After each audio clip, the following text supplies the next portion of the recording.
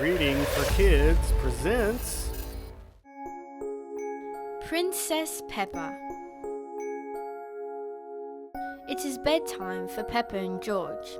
Mummy Pig tucks them in and turns out the light. "Good night, little piggies," she whispers. Downstairs, Granny and Grandpa Pig arrive to have dinner with Mummy and Daddy Pig. They all sit down to eat, but suddenly they hear noises coming from upstairs. "Is that Peppa and George?" asks Grandpa Pig. Looks like the little piggies aren't sleeping after all. Mummy Pig goes upstairs to check on Peppa and George. They are wide awake. "Peppa, George, quickly now, hop into bed," says Mummy Pig.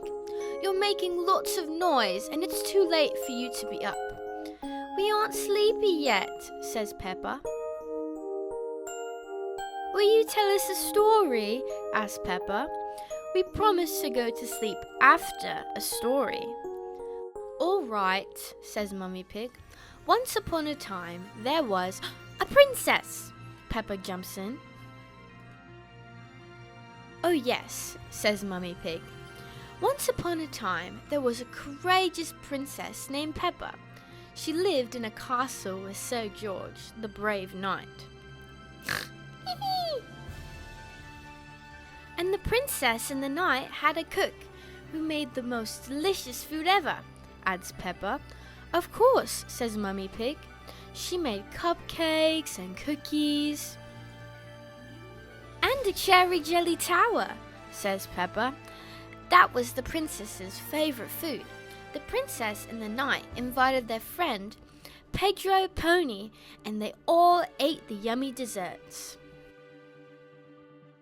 "Yes," says Mummy Pig, "and afterward, everyone was so full they fell right asleep." The end. "Then they woke up," cries Peppa, "and they invited a wizard to the castle." "A wizard?" asks Mummy Pig. "Yes," says Peppa, "and he did a big magic show. But then, all of a sudden, abracadabra!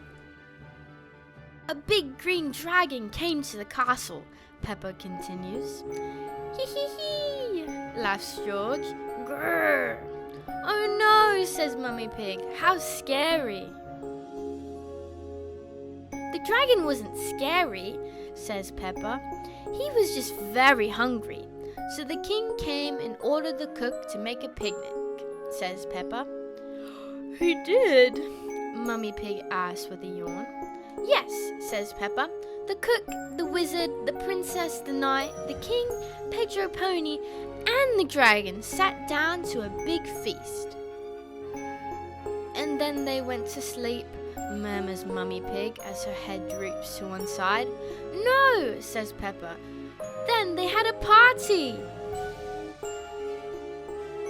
"The princess arrived to the party in a beautiful carriage," says Peppa.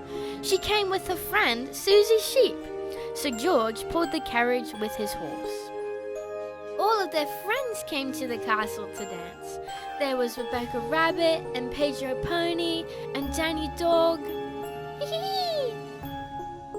Downstairs, Daddy Pig, Granny Pig, and Grandpa Pig are wondering what is taking Mummy Pig so long. "Maybe we should see what's going on upstairs," says Daddy Pig. "I think I hear snoring," says Granny Pig. "Mummy Pig must have finally gotten Peppa and George to fall asleep." But Peppa and George are not snoring. Mummy Pig is. "Hee hee hee." "It looks like Princess Peppa is the best at telling bedtime stories," says Daddy Pig.